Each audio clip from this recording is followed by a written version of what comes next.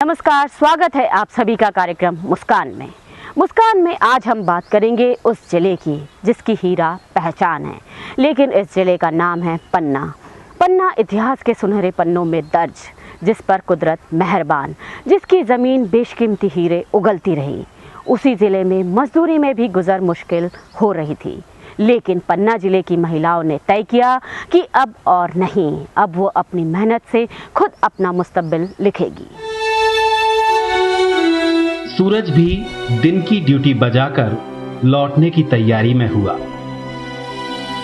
लेकिन बहोरी लाल के लिए तो अभी दिन बाकी है। इन्हीं पत्थरों में मिलेगा उसे वो बेशकीमती पत्थर जो बहोरी लाल के दिन बुहार देगा। बस इसी उम्मीद में रोज दिन चढ़ता और उतरता है, और गुजरे 14 सालों से इसी तरह पूरे दिन पत्थरों को कूटकर किसी देवता की तरह इन पत्थरों को स्नान कराने के बाद सुखाकर छानता है बहोरी लाल कि किसी दिन तो किस्मत के पत्थर हटेंगे और उम्मीद का हीरा हाथों में आ जाएगा। हाथ भले कुछ ना आए, लेकिन इस हीरे को तलाशने की भी बहोरी लाल ने कीमत चुकाई है। बहोरी लाल ने सरकार से 10 बाई 25 फीट का पट्टा लिया है, जिसके हर साल 200 रुपए चुकाने होते हैं। रोज सुबह जगी आस शाम होते निराशा में बदल जाती है, लेकिन बहोरी हार नहीं मानता।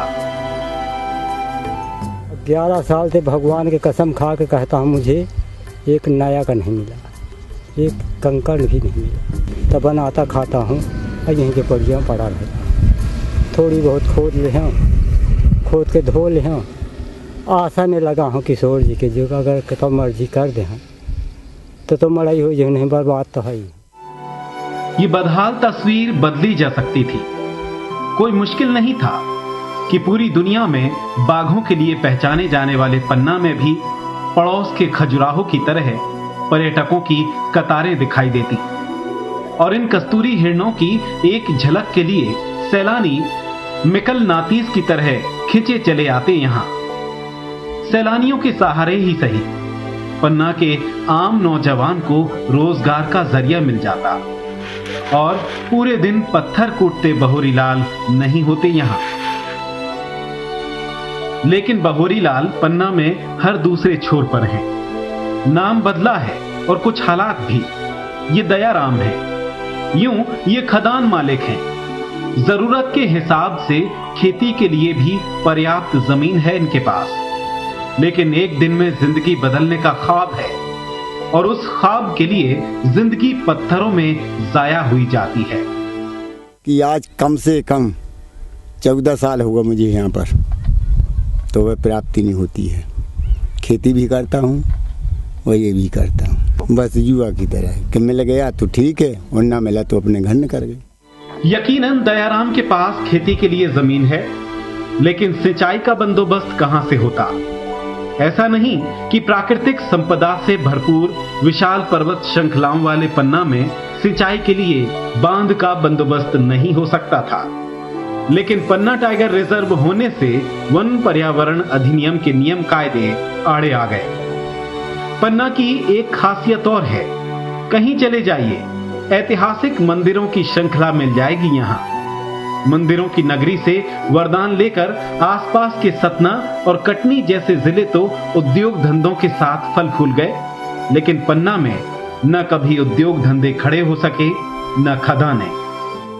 अब रुकते हैं एक छोटे से ब्रेक के लिए। ब्रेक के उस पार आपको बताएंगे कि पन्ना के पन्नों पर कौन लिख रहा है तरक्की की दास्तान, और दिखाएंगे कि कैसे परियोजना ने जीवट रखने वाली महिलाओं को हौसला देकर अपने पैरों पर खड़ा किया।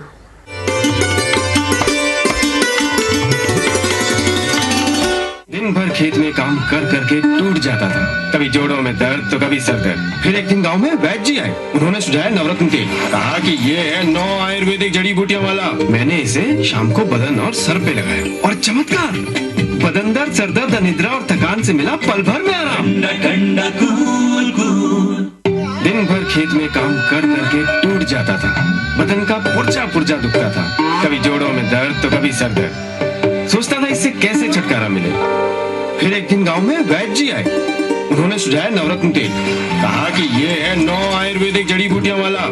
मैंने इसे शाम को बदन और सर पे लगाया और चमत्कार, बदन दर्द, सर दर्द, अनिद्रा और थकान से मिला पल भर में आराम। दिन भर काम और फिर नवरत्न की मालिश हर शाम। ठंडा ठंडा कूल कूल।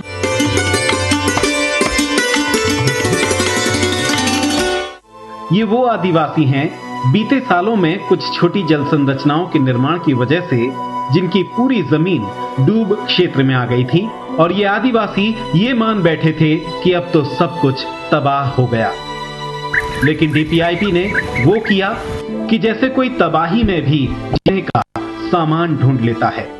जैसे जैसे बांध का पानी उतरते जा रहा है उस पर हमने इनको मोटिवेट किया कि आप लोग सब्जी उत्पादन शुरू कीजिए। अब इन्होंने ये बताया कि सब हमारे यहाँ कुछ समस्याएं हैं, आर्थिक समस्या है। हमने कहा समूह से आप लोग ऋण लीजिए और अपने काम को आगे बढ़ाइए, और इससे हमने उनको बीज के सलाह दिया, कौन से बीज लाना है, कहाँ से लाना है, कैसे करना है, मार्केटिंग कहाँ है, किस तरीके से लगाना है।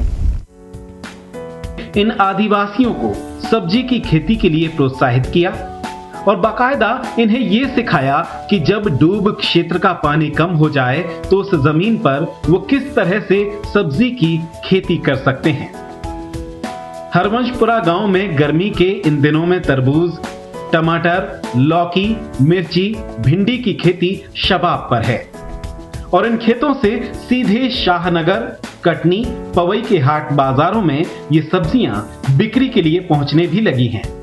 भिंडी के धंधा करते हैं, सब्जी टमाटर है जो सब वगैरह, इससे हम वहाँ से जो सींच है, खेत है, उससे हम इसे लगाए हैं, वहाँ से पैसा लेकर हैं लगाए हैं, अब इसको बेचेंगे तो लाभ मिलेगा। बार सब लोग सब्जी का धंधा किए हैं, किसी ने भिंडी बोई तो किसी ने उर्दा बोई तो किसी ने मूंग बोई है, और टमाटर वगैरह ये भटाटा सब कुछ लगाया है। 10 किलो 12 किलो भटा निकल जाता, लौकी निकल जाती है, तो फिर हम उसको ले जाके बाज़ार में बेचते हैं, सर गाँव में देहातों में भी बेचते हैं, और उसमें से जो डीपीआईपी से लोन लिए हैं सर उसको भी उसी से पटाते हैं सर, और जो बचत होती है तो वो हम लोगों को हो जाती है सर।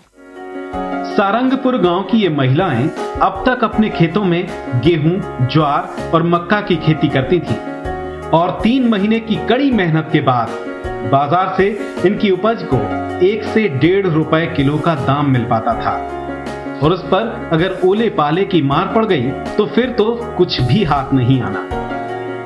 अब सारंगपुर गांव में समूह की ये महिलाएं अपने खेतों में करेला, कद्दू, भिंडी और कटहल की खेती कर रही हैं, और इनकी ये उपज 5 से 25 रुपए में बिकती है, वो भी पूरे साल।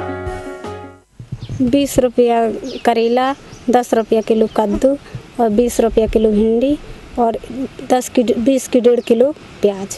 पन्ना में क्या है कि यहाँ के जो किसान हैं वो छोटी छोटी ज़मीनें इन लोगों जो अनाज वाली फसलें उगाते हैं तो इतना प्रोडक्शन उनको मिल नहीं पाता है, तो उनका जो परिवार का जो खर्च है वो अच्छी तरीके से नहीं चल पाता है। तो परियोजना की मंशा ऐसा था कि थोड़ी थोड़ी ज़मीनें तो इन लोगों को क्यों ना सब्जी उत्पादन की ओर प्रमोट किया जाए किसानों को, जिससे उनको बेहतर आमदनी प्राप्त हो सके और अपने परिवार का संचालन अच्छे से कर सके। कोशिश जमीन पर दिखाई दे रही है और एक के बाद एक गांव की सूरत बदलती जा रही है। ये बेहरिया गांव है। यहाँ के आदिवासी परिवारों को संरक्षित खेती की राह दिखाई और समूह की महिलाओं को बकायदा शेड नेट भी उपलब्ध करवाया गया ताकि महिलाएं सब्जी तरकारी की खेती शुरू कर सकें। इस खेती के दौरान आने वाली समस्याओं के लिए समय समय पर कृषि वैज्ञानिकों से चर्चा भी आयोजित की ताकि इन महिलाओं की आशंकाओं का समाधान हो सके और उन्नत कृषि तकनीकों से उनके खेतों में पैदावार बढ़ सके। गर्म हवाएं में हमारी सब्जियां खराब हो जाती हैं, बढ़ नहीं पाती हैं, फल उसके मुरझा जाते हैं, फल गिर जाते हैं। तो इस व्हाइट नेट हाउस से तापक्रम में कमी रहेगी, अंदर हमारी सब्जियों में ज़्यादा तापक्रम नहीं जाएगा, गर्म हवाएं नहीं जाएंगी। देखो अभी हम जो खेती कर रहे हैं ये नेट हाउस के अंदर, ये खेती कहलाती है संरक्षित खेती।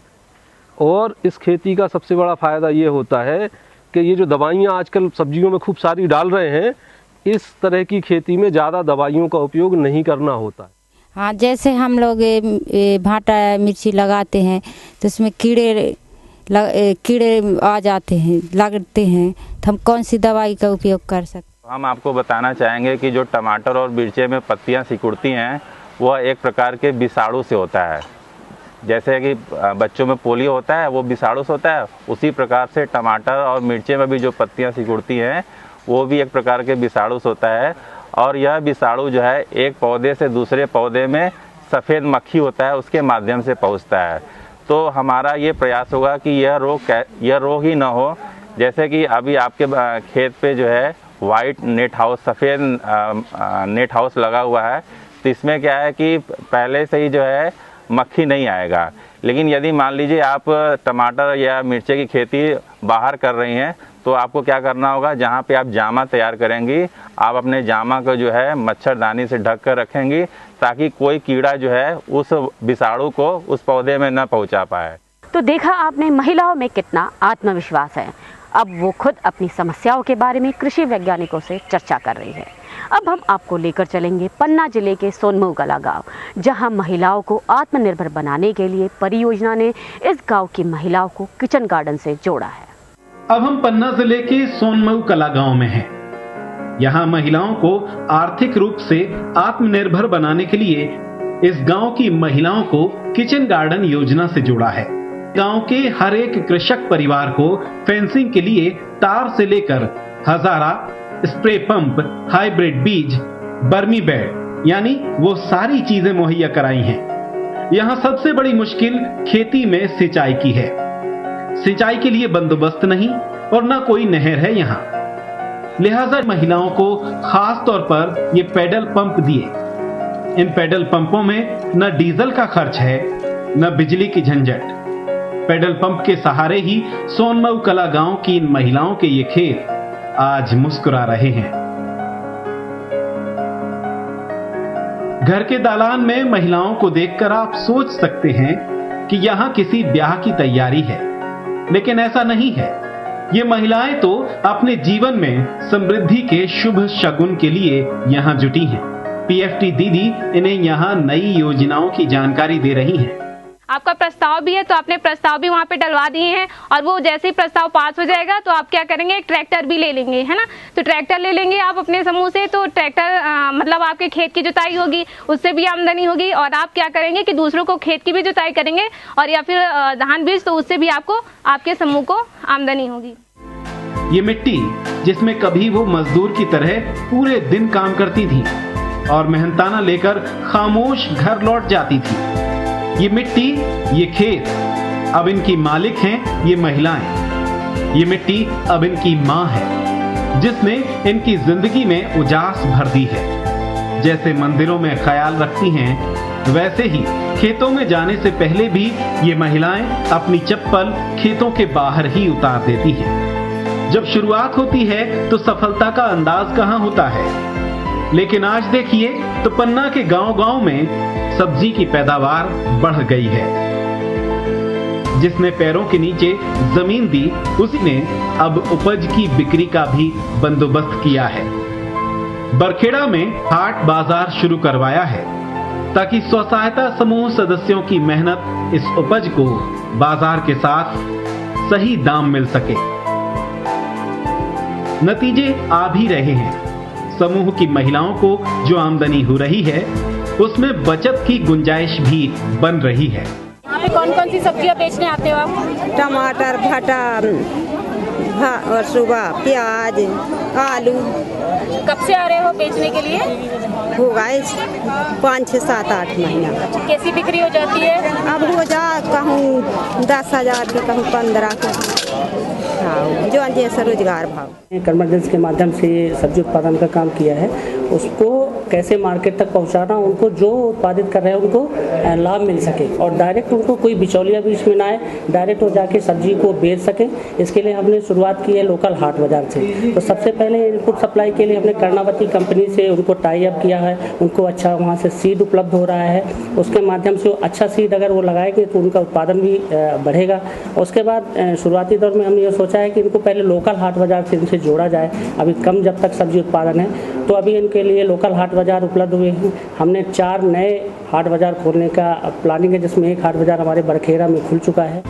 डीपीआईपी की मदद से अपने पैरों पर खड़ी हुई जमुनही गांव की ये महिलाएं महीने में कई बार किसी एक घर में इस तरह जुटती हैं, शक्ति की उपासना के लिए भी और खुद के आत्मविश्वास को जगाने के लिए भी। माँ दुर्गा को प्रसन्न करने लगाती हैं आवाज और कहती हैं, जागो माँ कि हम भी जाग गए हैं। और ये खुद ही नहीं जागी हैं। पन्ना जिले में डीपीआईपी से जुड़ी ये महिलाएं बालाघाट समेत अन्य दूसरे जिलों में जाकर महिलाओं का आत्मविश्वास जगाने की भी कोशिश कर रही हैं, ताकि कल वो महिलाएं भी आत्मनिर्भर हो सके, सामाजिक आर्थिक हर मोर्चे पर सबला बन सके। सुनहरा में काम किए हूँ, उसके बाद मनोर पीएफटी में, फिर अपने ही डिस्ट्रिक्ट लेवल पे काम किए हैं। उसके बाद मैं सागर गई हूँ, सागर में गराकोटा में काम किए हैं, 49 समूह करीबन गठन किए हैं। उसके बाद मैं जबलपुर गई हूँ, जबलपुर में भी यानी कि 60-70 समूह के गठन किए, जिसमें मुझे 2 बार मैं गई हूँ जबलपुर में। स्व सहायता समूह से जुड़ने के बाद महिलाओं में आत्मविश्वास तो बढ़ा ही है, अब वो तकनीकी पहलुओं को जानने के लिए भी उत्सुक रहती है। पहले उन्हें खेती किसानी के तकनीकी पहलुओं से परिचित कराया, अब ये भी संभव किया कि पन्ना के ही सीड प्रोड्यूसर कंपनी से उन्नत तकनीक का बीज भी उन्हें उपलब्ध करवाया जा सके। जैसे ऑयल सीड में हम लोग सोयाबीन, सीरियल्स में पैडी और वीट, और पल्सेस में बेसिकली ग्राम पे ही काम कर रहे हैं। ग्राम का यहाँ काफ़ी बड़ा एरिया है। अभी हम लोगों ने इसी साल से कुछ वेजिटेबल सीड्स पे भी काम चालू किया है। वेजिटेबल आजकल बड़ी इम्पोर्टेंट इशू हो गया है। पहले दाल रोटी खाना एक कहा जाता था, लेकिन आज दाल ज़्यादा महंगी कंपेरेटिवली वेजिटेबल से। उसके पीछे लॉजिक यही है कि लोग वेजिटेबल के महत्व को समझें और लो कॉस्ट वेजिटेबल या लो कॉस्ट फूड और अच्छा रिच प्रोटीन डाइट लेने के लिए हमें कहीं ना कहीं वेजिटेबल्स के ऊपर, फिश के ऊपर जाना होता है। तो इसमें जैसे साउथ में फ़िश पालने का बहुत बड़ा फैशन है, क्योंकि यहाँ इस एरिया में लोग जनरली वेजिटेरियन हैं, तो वेजिटेबल्स, लो कॉस्ट वेजिटेबल उगाने से उनकी भी ग्रोथ होगी और सोसाइटी के लिए बहुत बड़ा योगदान है। पन्ना के किसी गांव में चले जाइए, हर गांव में जीवन आसान बना दिया है। ये बिहारिया गांव है, आरक्षित वनों से लगा हुआ गांव, जो बीते जाने कितने वर्षों से जंगली और पालतू पशुओं से तंग आ चुका था। ये जानवर इनके खेतों को नुकसान पहुंचाते थे। हालात यहां तक पहुंचे कि किसान खेती से ही किनारा करने लगे, लेकिन परियोजना के सहयोग से 5 किलोमीटर की पत्थर की पशु सुरक्षा दीवार बना दी, जिससे इस गांव को जंगली और पालतू पशुओं से निजात मिल सके। इस दीवार के बन जाने से अब तकरीबन 200 एकड़ जमीन पर लगी फसल की हिफाजत हो गई है।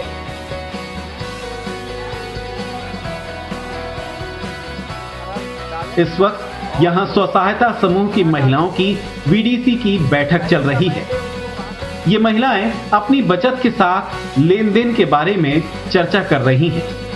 साथ में सब्जी उत्पादन और फसलों की उन्नत तकनीकों की जानकारी भी मिल रही है इन्हें यहाँ।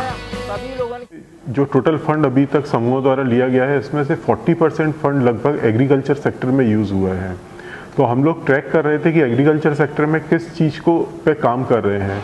तो बहुत सारे लोग हमने देखा कि जो छोटे किसान थे, जिन पे बहुत कम ज़मीनें थी, वो अगर एग्रीकल्चर में भी यूज़ भी करते हैं तो उनको उतना प्रॉफिट नहीं हो रहा था, क्योंकि कॉस्ट ऑफ कल्टीवेशन काफ़ी बढ़ गया है और वो लोग अधिकांशतः कॉमर्शियल उसकी बजाय स्वयं के कंजम्पशन के लिए ज़्यादा प्रोडक्शन करते हैं। तो हम लोगों की हमारे परियोजना समन्वयक हैं, उनकी मंशा थी कि जो छोटे किसान हैं उनको हम वेजिटेबल प्रोडक्शन पे ले जाएं, कॉमर्शियल वेजिटेबल प्रोडक्शन पे लेकर जाएं और इस तरह से हम फैसिलिटेट करें कि लोग कॉमर्शियल वेजिटेबल प्रोडक्शन करें। ये दिन फिर ना इसे कहते हैं। आज जो महिला खुद खटिया पर बैठकर खेतों का मुआयना कर रही है, कल इसी खेत में ये खुद मजदूरी किया करती थी और खेत का कोई और मालिक उसके कामकाज पर निगाह रखता था। अपने पैरों पर खड़े होने का गुरूर आज इनकी आंखों में दिखाई देता है। आज जो जितने भी महिलाएं यहाँ पर है, तो सभी महिलाएं लाखों की हिसाब करिए, क्योंकि परियोजना ने हमारी बीडीसी जमुनाई में 13 लाख के आसपास दिया है और उसमें से यानी कि 59,000 रुपये सिर्फ उस समूह यानी कि समूह के माध्यम से बीडीसी में ब्याज आया है और 18 लाख के आसपास सिर्फ लेन देन किए हैं समूह। यहाँ देखिए जिंदगी में कितने रंग भर गए हैं। सब्जी उत्पादन की ट्रेनिंग लेकर काम शुरू करने वाली गीताबाई ने मुनाफे से बचत भी कर ली और उससे अपने लिए ये करधनी और ये मोबाइल खरीदा है कि अपने साज सिंगार और जरूरतों के लिए वो अब किसी की मोहताज नहीं। पहले साड़ी भी न मिलती पहनवे के, फटी चुदरी पहन रहते सूते में कि लगन टेरी काट की नहीं मिल गई, कोई देने दो पहरवे। जब से समूह में जुड़े हैं तो साड़ी भी मिलने लगी, करधनी भी पहरवे मिलने लगी। सदियों से जमीन के भीतर हीरे तलाशते रहे पन्ना में पत्थरों में किस्मत तलाशने के दिन बीत गए हैं। पन्ना जिले में समूह की ये महिलाएं मिसाल बन गई हैं कि कैसे अपने हाथों ही लिखी जाती है अपनी तकदीर। इन महिलाओं के चेहरे पर हीरे की चमक है और जुबां पर खुशियों के गीत।